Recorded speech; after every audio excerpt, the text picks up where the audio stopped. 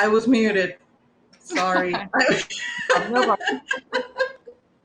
I was muted. Oh my God. Yeah. Okay. So, again, um, welcome to another episode of Be Kind to Your Mind. Um, this one, I have a special guest, someone who I find her story really inspiring, and we will be talking about art, but like in a different way, and how it has shaped um her life in a sense, and not just gonna just share her story, and we're gonna have a conversation around it. And if you guys have any questions, feel free to leave it in the comments. I'm gonna bring Lisa now. That's not what I okay. So hi Lisa. Liza, yes. sorry. Hi. No, it's okay. I'll answer that, but Liza, it is. Yeah. Thank you for having me. Thank you. I was really excited of being able to put this together, because I know that you have a really good trajectory in your career, and I really want people to know about that. Thank So you. Thank you. Well, I think your show is a great topic. Um, so important. So I'm happy to be here and hope I can add some insight into the idea. Be kind to your mind. I think that's great. yeah, we need to do that. I need to remind myself that sometimes. Oh, I Like, so know. you have a show, you tell that to people. You need to do it yourself. That's right. Well, But yeah,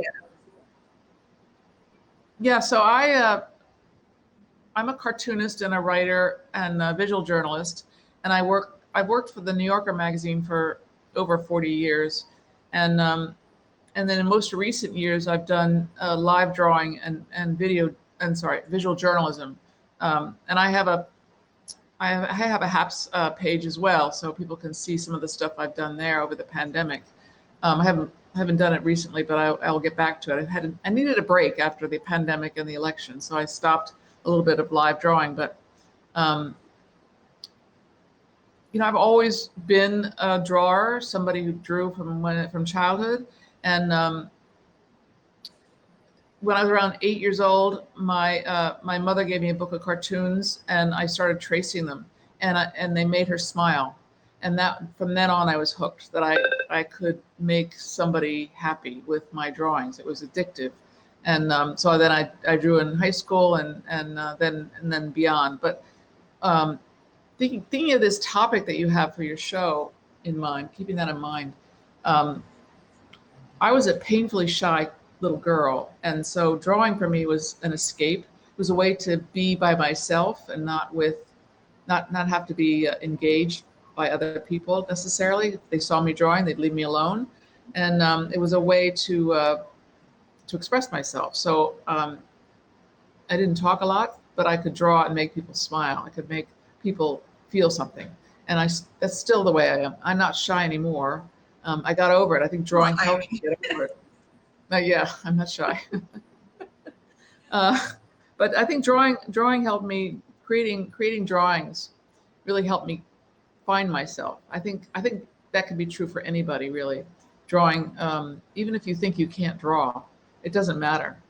Particularly many cartoonists start out, we don't know how to draw. We all don't know how to draw, but many cartoonists didn't take formal art education either. They just start drawing, and I think you did can. you take like a formal education, or at first Uh, you were just no, I you was just self-taught. I was really self-taught with the cartooning. I went to college and I ended up studying art in a small college, and they let me do my own thing, which was great. But so I did study a little bit, life drawing, like drawing from a model, but hmm basically self-taught. So yeah. Mhm. Go ahead. No, that's keep talking. that's just the rough outlines of my growing. I grew up in Washington D.C. during. Also, I grew up in Washington D.C. during the really difficult time in our country with civil rights and assassinations of everybody, and Watergate, Oh, women's rights. So I was in the middle of all that in Washington, and I wanted to use my drawing ability to talk about that stuff. Even though I didn't think as a young woman, I thought, well, I'm not opinionated enough to do that.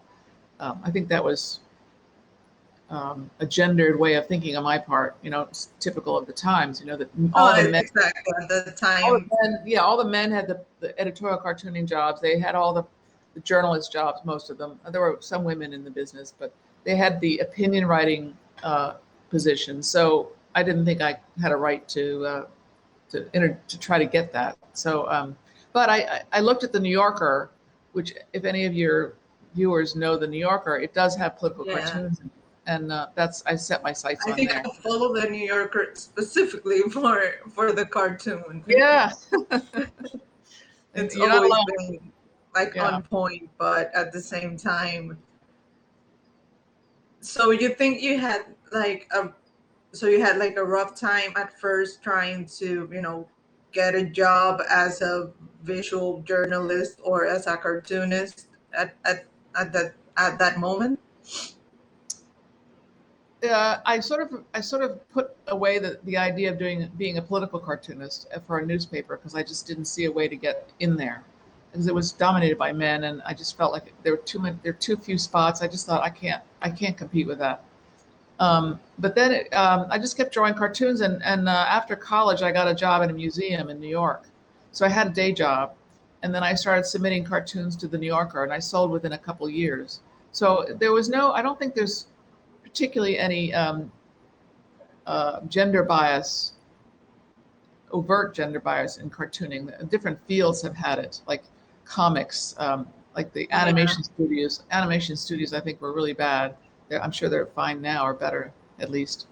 But I think the only thing that you could say about cartooning, like the kind you do for the New Yorker, the only kind of gender bias that there might be is in content. So when I first started out, they would not publish a cartoon, or they would not buy a cartoon about gender issues or Women's right. women's rights. They still don't do it overtly now, but they'll be more Yeah. open to content about being a woman than they were um, previously. Although that's not quite true. It's kind of complicated. Yeah. No, yeah, I totally get what you're trying to say. Mhm. And I think like it's 2021 and we still struggle with that type of stuff, and you would think like, well, it's been so long, why is it an issue? It I shouldn't know. be an issue. I know. Uh, it's like we take two steps forward, one step back. Exactly. But it's gotten so much better, Lucia, since I was in my teens, because I can remember growing up. You'd look at the one ads in the newspaper, and they were segregated by men and women. So it's gotten better. They don't do that anymore, of course. Oh, And my mother couldn't get a credit card in her own name. I don't think she ever tried, but you always had to get one in your husband's name. So that kind of small things, those have changed and gotten better. Those are kind and of big. yeah, and also like it usually when they I mean when women men got married, it was you adopted like the entire name. It was not only the oh, I'm talking like a little more like way back. It was Yeah. not only the last name. You were Miss, Oh, right. mm, Miss, yeah, Mrs. Miss Robert and the Johnson. name of your husband, and Yeah. it's like you don't even have a name. Right. You got married and you don't have a name anymore. Yeah. Your name is your husband's. Hmm. So yeah, I think that that's part of well, we can say that we've been. Yeah. Those are important things that have changed. There's a lot that hasn't changed, of course. But I think And when did you like the visual journalism, when when it really started for you as a, as your, your actual, like people know you by that. When I was doing some research, I always like to, even though I know you, I mean, I know you Mhm. from here, from the app. Yeah. I just wanted to like see. And when they talk about visual journalism, it always has your name attached to Really? it, as if, Great. Mm. yeah, I did the research in different websites and all that, and it was all like when they talk about visual journalism, it's always like you're one of the first people that started using that as a way of telling the news, telling what Mhm. was happening in the world. That's nice to hear. I haven't looked that up myself. I'll do that one when I'm You know, done. Google yourself. Oh yeah, I do. I can't admit, but yeah, I started using that term. I don't remember when. Within the past 5 years, I really was not using it. Before that, I would talk about some of my political cartoons that the New Yorkers published. Were I would call them political cartoons. They were very subtle. They were like uh, uh, more about culture or things like that. But they were political cartoons. And so when I started about 6 years ago, I got an iPad and I started live drawing things that I saw on the television, like, and then putting them out on Twitter immediately. And it sort of struck a nerve. I think people really liked it because it was visual. The drawings were bold. They were not like overly thought through political cartoons with with an idea or a point of view. They were just my response to what I was seeing, and sometimes with a snarky comment in the tweet, I admit.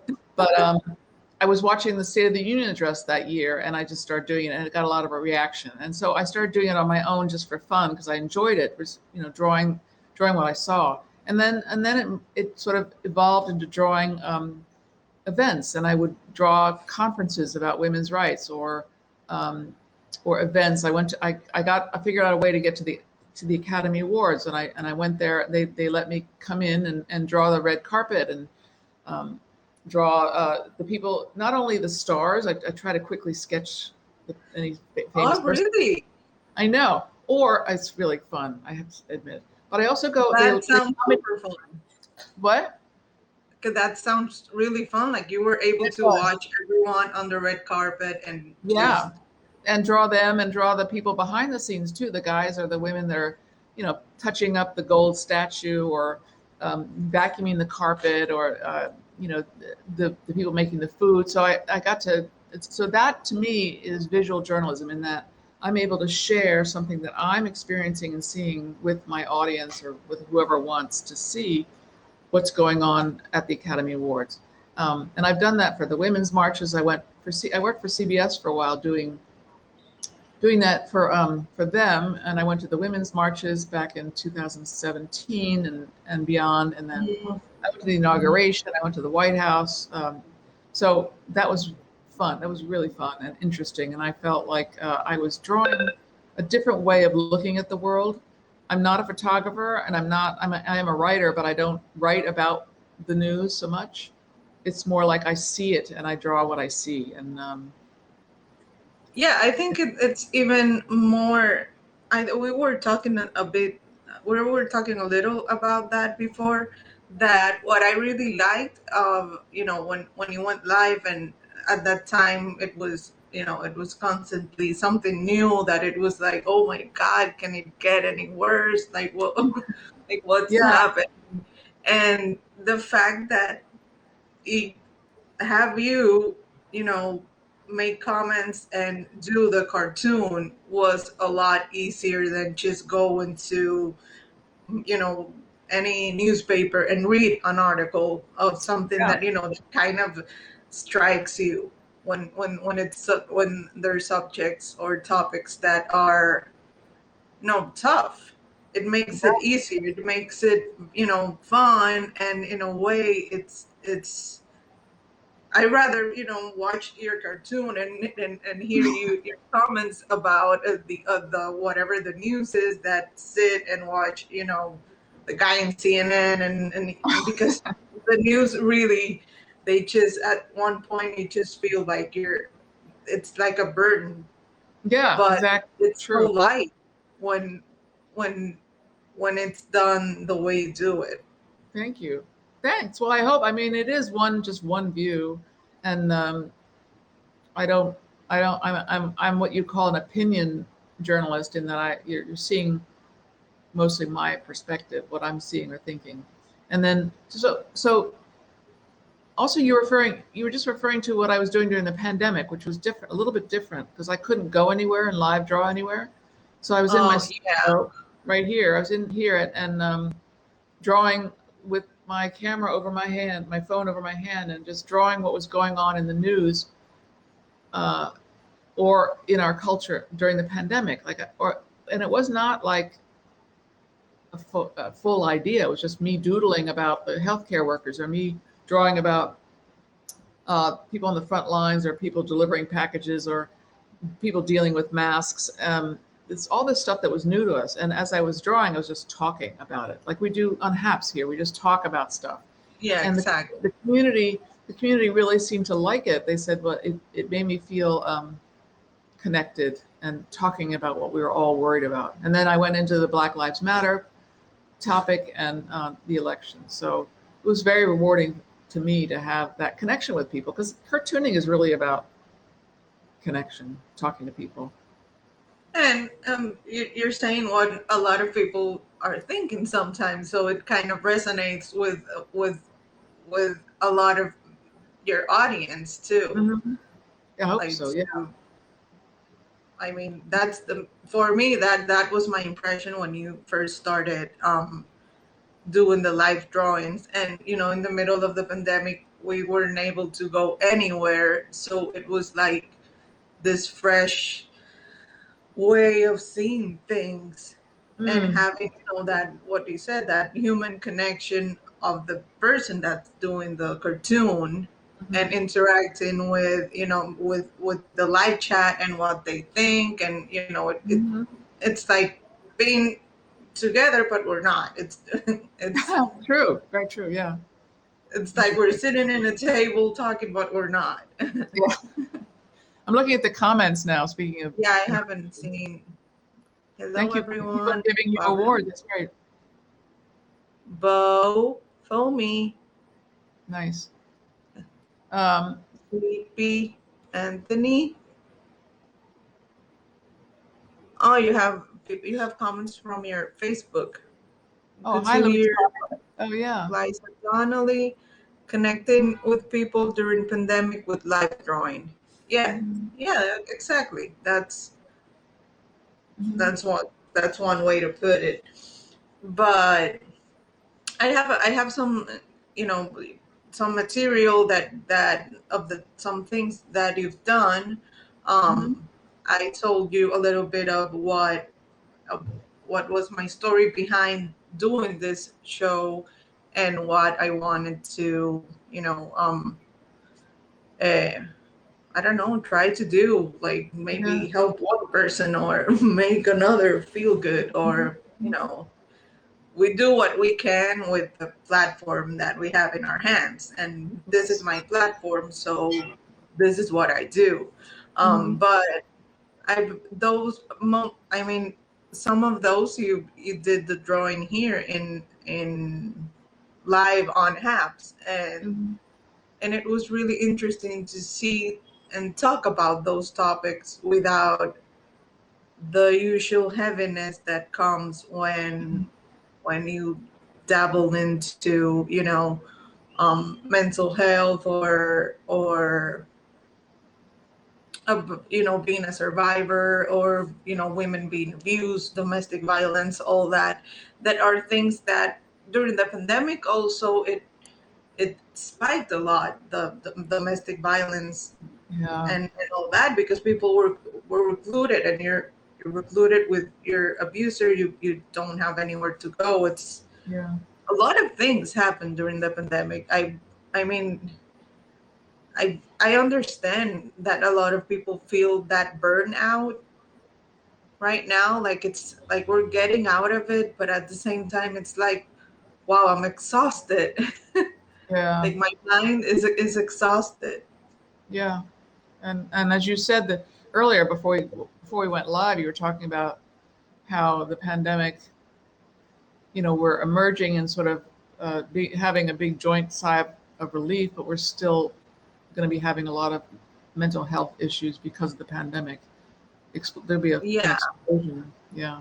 and it's sad because it's, for as someone who already has pre-existing and knows what it is, to know the amount of people that might be getting some of that, it's like, oh man, I feel for you, because it's, it's a battle that we fight every day. We Yeah. just try to keep a good attitude, but it's a constant battle with your own brain, basically. Yeah. But yeah, I don't know if you want to, which one you want to start. Sure. I do see them now. Let me look at them. I sent these to you earlier today. Mm-hmm. Well, some of them are related. They're all mostly related to women's issues. Yeah. Um, and let's see. I don't know which is. I'll start with this one. Oh, Um, wait. Let me just take myself. because it's the And oldest one in the bunch, one of the oldest ones. Um, I don't know if your readers can see it, but there we go.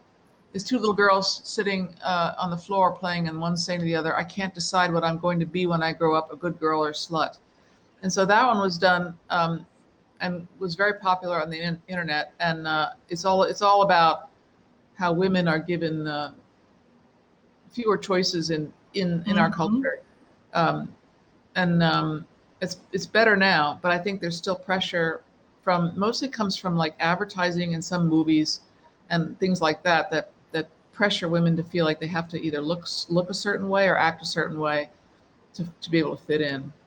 The Um, culture also. Let me just yeah, the my culture. copy. Right. It's also the social environment we're in. It's like you either have to choose one or the other, but Yeah, it's not okay if you right, are independent. There's always going to be something wrong.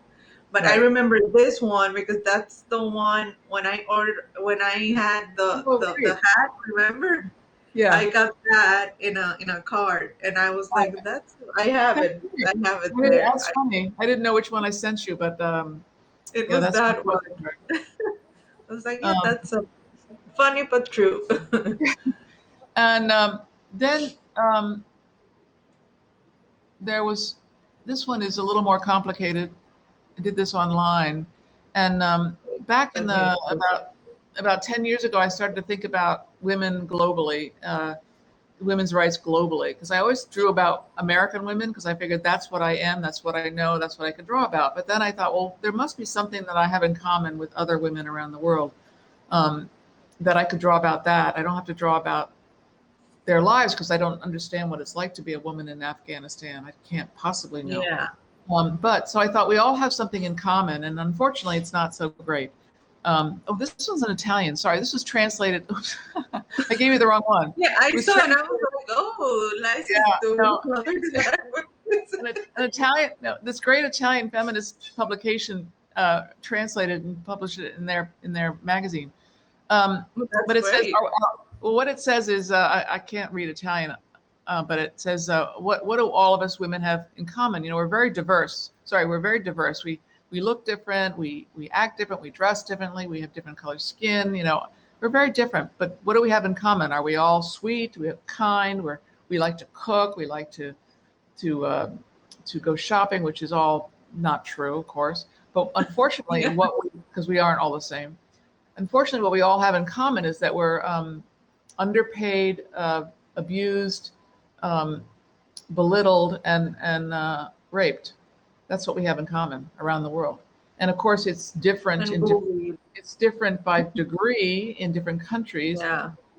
We have it a lot better here in the United States than in other parts of the world, but that's what we have in common, unfortunately.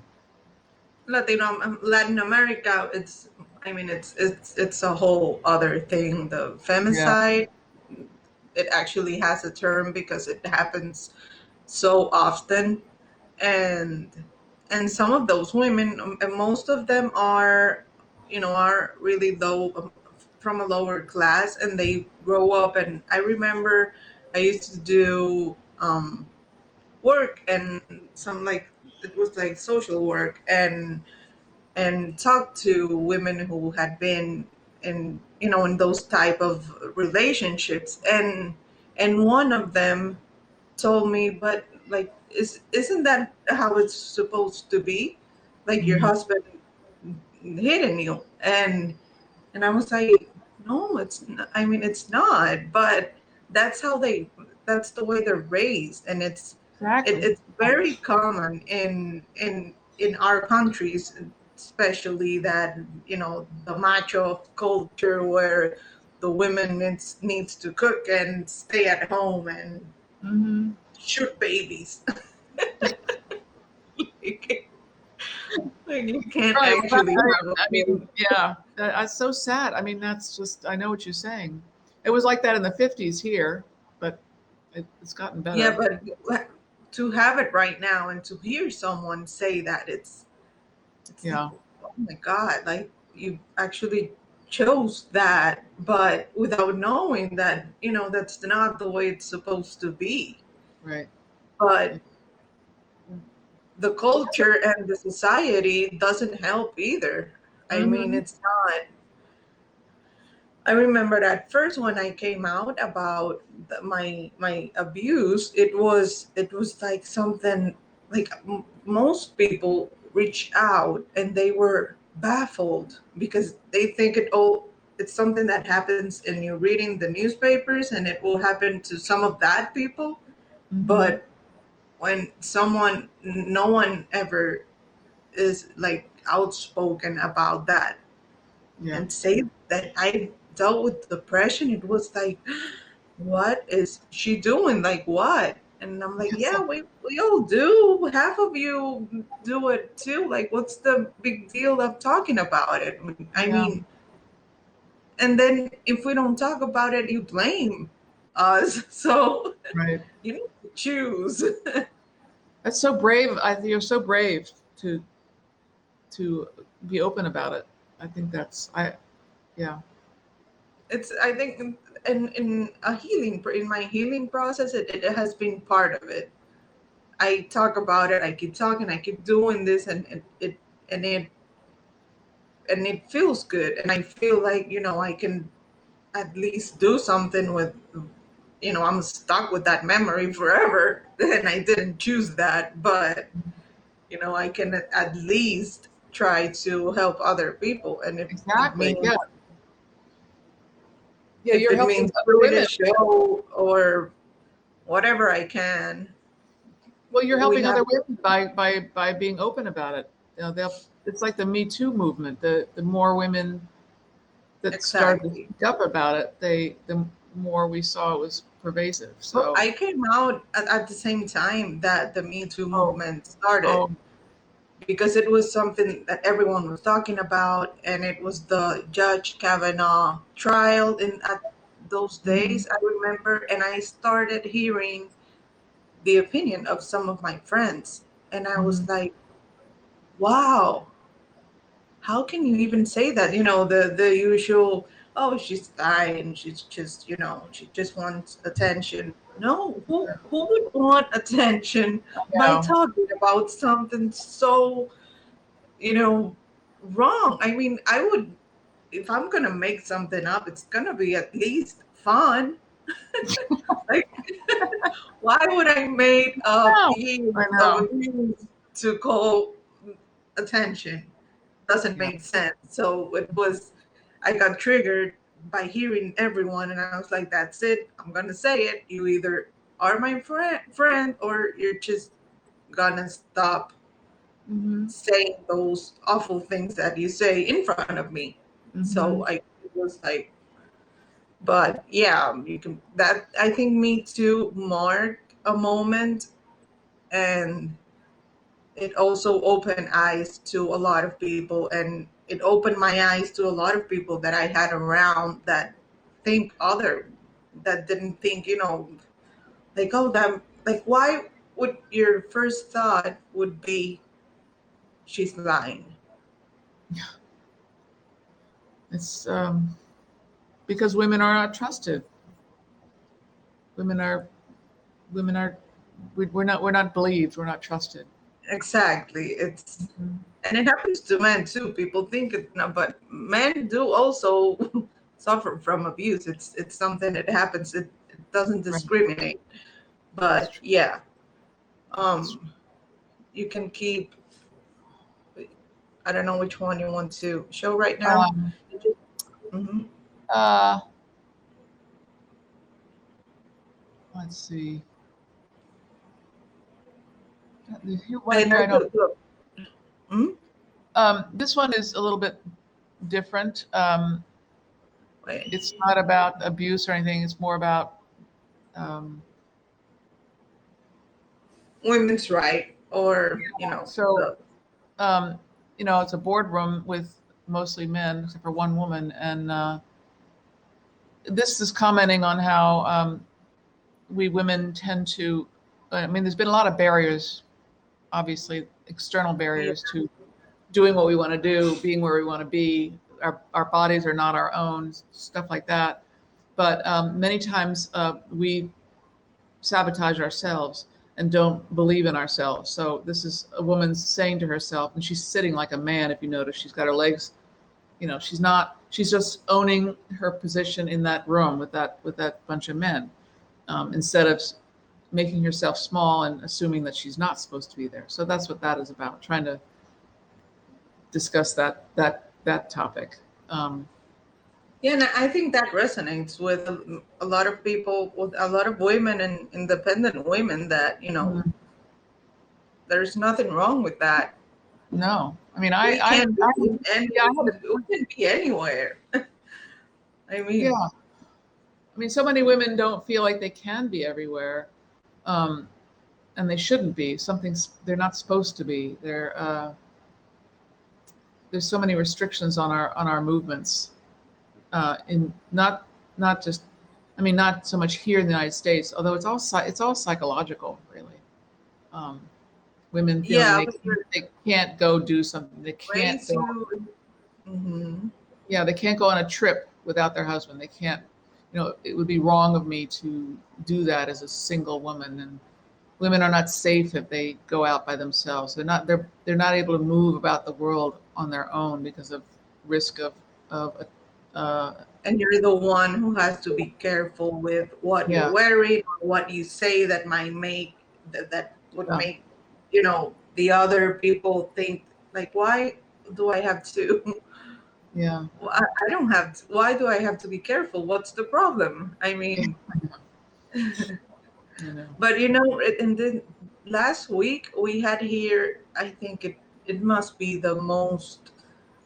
The Congress did not approve the well to make it like in in they did not approve the basically the Equal Rights Act, what you could say. So right now, you can be discriminated sexual by your Hmm. sexual whatever, by your if you're Hmm. a man or a woman, if you're I mean you can be discriminated by anything, and Yeah, you can't do anything about it. You can go and they can say, no, we want a man for this job.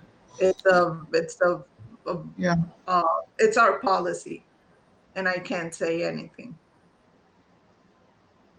And that's It's kind of it's like, yeah. how on earth? I know. So what are we supposed to do?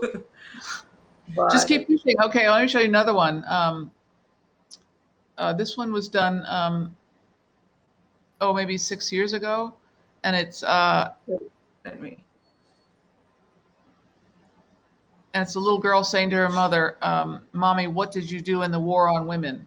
And that was a time period when that phrase was being used in the culture, "war on women." And I forget the political situation, but it was a it was in the news, and it was more about politics, really.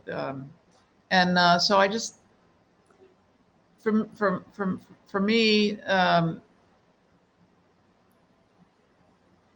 when I was drawing cartoons as a young woman, I didn't think about drawing cartoons about women's rights. I just wanted to be a cartoonist. Yeah. And it wasn't until I got into my 40s it sort of dawned on me that I've always been a feminist, but I thought it dawned on me, well, maybe I should use my skills as a cartoonist to talk about these issues because I can. And it'd be nice to hear from a woman on this because at the time, there were not many women cartoonists. Because men can draw about feminism and they do it really well, some of them. I'm not saying it's just a woman's thing, but to have a woman's perspective on women's rights is important. So that's when I started using my tools and skills to talk about that. And I just think if you believe in something strongly, that you should use your whatever talents you have, which is what you're doing, whatever talents you have, just to get the word out about whatever the issue is that's of concern to you. So. No, and you're talking, I mean, with what you're doing, you're talking for us. A lot of us don't have a voice in a lot of countries, and the fact that that you can do that, it's like, okay, at least, okay, there's someone in our team and they are out there and they are using their platform. Oh, I love good, that. Thank you. Yeah, that's great. Go team. It's someone in our team. Well, that's why it bothered me so much when I was not drawing about women around the world, because I thought, well, I want to try to do something. I don't want to be like a arrogant Western feminist that tells somebody in Pakistan how they're supposed to live. I'm not doing that because I don't believe in that. I think, we feminists in the West have often run into trouble because we've women before me have thought that the way we do it is the right way. Well, that's not true. And I love there's a phrase that's used in some feminist literature that says there are many feminisms, with the plural, meaning there are different ways to advocate feminism. So I'm not going to sit here and tell somebody in some country in the Middle East to not wear a headscarf. Sorry? What did you say? That you're not going to sit there and just, say something about someone in a totally different culture. Yeah. But at the same time, it's what you're saying there, for example, it resonates with women no matter what culture we're in. Mm-hmm. Hopefully. Because even though it was something on politics, maybe in the US, the war on women, it's everywhere. We fight it every day. And in our day-to-day, we just don't realize that we're doing it. Mm-hmm. I remember I had someone close to me that I used to say sorry a lot. Like, even when I didn't have to, like, it was just a reaction. Mm-hmm. And he asked me, but why do you keep saying sorry? Like, why? And I'm like, I don't know. And I was like, I'm sorry, I don't know. And he was like, there you go again. And I realized that we do that a lot as women, especially also in your work environment. You're like always like, oh, can I talk? Can I say something? Excuse me, could I, And it's like, but I'm here. I mean, why should I be so sorry of having an opinion? We're always apologizing for ourselves. Yeah, we're always apologizing for ourselves and trying to make ourselves small and not take up space. And we need to stop that. Just stand up for yourself, and your opinion is as valuable as anybody else's. Exactly. I've had to learn that over the years. I didn't like when I got into my 40s. It dawned on me that some men walk into a room and they have this air of grandiosity, or entitlement. Like, I'm here, I'm the person that you want to see or talk to or need or whatever. So they even if they may not be, they may not really know what they're doing, but they don't let on that they don't. And so many of us women have to learn that. I'm not saying be false. I'm just saying have confidence in yourself. And that's also part of the culture. Yeah. Yeah. Let's see what people It's are the men saying. in power that have done a lot of harm. Yeah. Such an eloquent cartoon. Hi, D. I never know. War on women is ongoing. Cannot stop defending your body, your choice. Yeah. Thank you, Stanley. That's basically it. Yes. Morning from Australia. um. Thank you guys for saying that. Well, I probably should go soon. Um, are you there? Are you frozen? No, I think my connection. I lost you for a second. Can you Oh, repeat okay. that? Sorry. I probably need to go soon, unfortunately. Did you lose me again? Okay. No, it's no problem. Okay. If you want to show another one, or just we can just wrap. Um, let's see. Yeah, let me. Eh, Which one be good? so yes, it was really. I really wanted to do this. In a way to.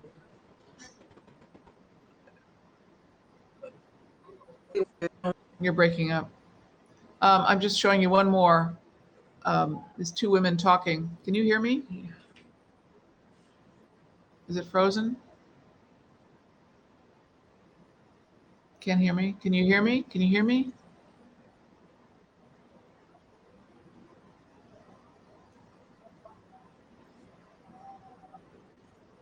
Can you guys hear me? I can hear you now. Can you hear me? I have the connection. I'll need to.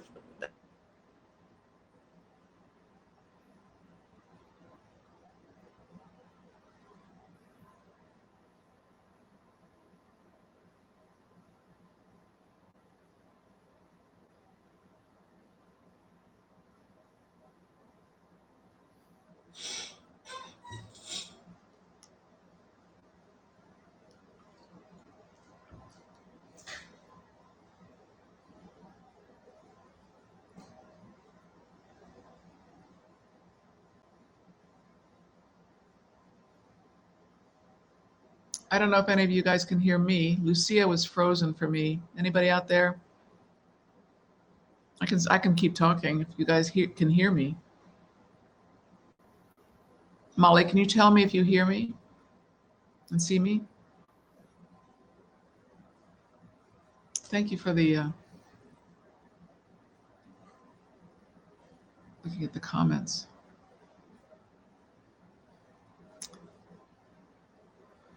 Thank you, Stanley.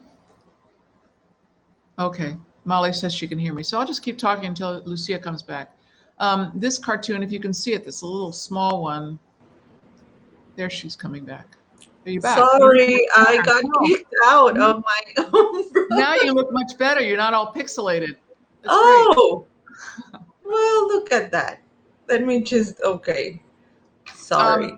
So that's okay. The last cartoon I wanted to show you is one I did a number of years ago, and it's two women talking, and she's saying to her friend, "I found a room of my own, and it's between my ears." So this one's based on the writer Virginia Woolf wrote a famous book about women's rights and how we need to have a room of our own and some money in order to be truly creative and free. And she wrote back in the early part of the last century, early feminist. And so it's a famous quote that you need a room of woman needs a room of her own. And so in this cartoon, I'm talking about how you don't necessarily need a physical room of your A own to be physical. creative. Yeah.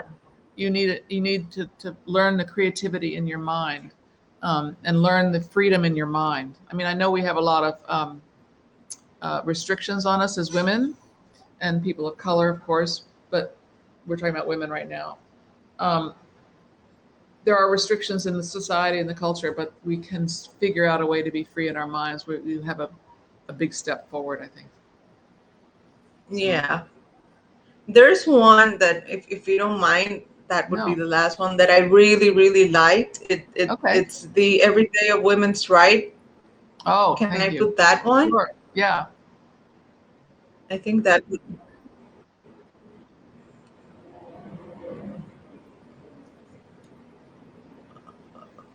So this one, I What can't is up? read. It's not happening. Oh, Of course, it's not. I see it up on the screen.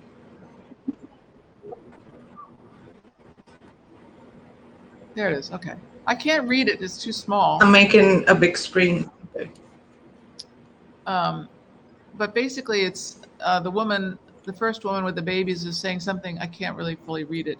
She's saying something about how, oh gosh, Lucy, I can't. I would love to be able to read it. Um, I'm gonna I'm gonna read it. can you read it? Yeah, the first one is I only had to ask for. Okay, this is the everyday of women's rights. So she was saying I only had to ask for help around the house 340 times, not 365. And on the table, they were saying I only got passed over for promotion, and one of them were saying twice, and the other were saying 3 times, which is sad but true. Yeah. And the one that she's walking alone, she's saying I only got harassed on the street 29 times, not 31. And my boyfriend only hit me 6 times, not 7. So yeah, it's a sad reality of what women go through every day. Yeah. So, but in a very, different way of putting it. That's one of my favorites from all the women's right that you've done. Thank you. Yeah, it's sad. So that was probably done about my image froze, I think, in the. Am I frozen? Can you see me? I can see you. Huh. Hello, somebody's from Edinburgh. Nice. Hello. Hello, Helen. You can't hear me? Can you guys hear me? Anybody there? We see and hear you. I think my connection went. Oh, there you are. But can you guys are you hear back? me? I can hear you. Crazy. Oof. Well, maybe this is. Yeah, I can hear you. Okay.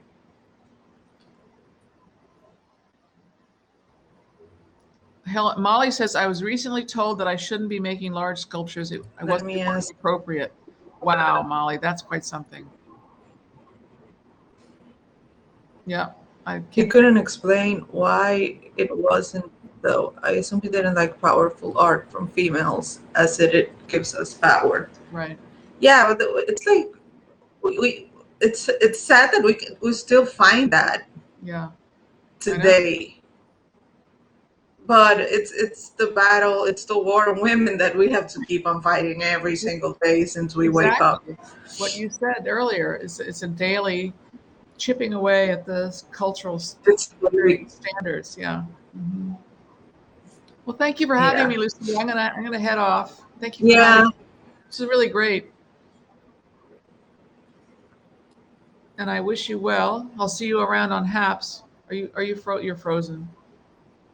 Yeah, I am, but I can hear you. I'm just gonna keep. But yeah, thank you for being here. I really wanted to do this and show some of your work. Thank you so much.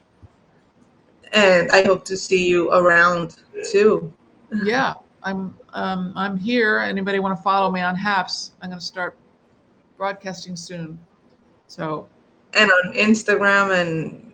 Oh yeah. And all your. Do you have your webpage? Are you still selling like the mugs and all that? Yeah, I am.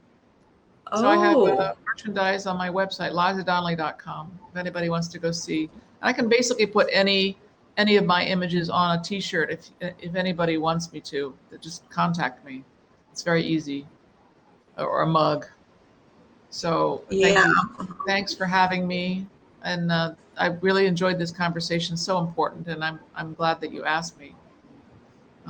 Yes, it was really nice. All right. Thank you. Oh, Molly just followed me. I'll follow you back, Molly. Thank you, guys. Molly is I always forget the word in English. She does. Molly, can you tell what is it that you do that I keep forgetting the word in English? Uh, oh, she will say that. But she has she's an amazing artist. That's Sculpture. great. Thank you, Sculptor. Helen. I just followed you, Molly. Thank you so much. And Helen, I think I already follow Helen. Yeah. Anyway, thanks, So Molly. yeah, thank you for See you and I around. hope the ceramic artist. Yes. See you around, and thank you everyone for tuning in. Even though my internet is being a little, it's acting up a little. It So happens. we will see you next week with another topic. Great. Thank you, everyone. Thank you, Lisa. Liza. All Sorry. right. That's okay. Bye. Bye. Thank you, guys.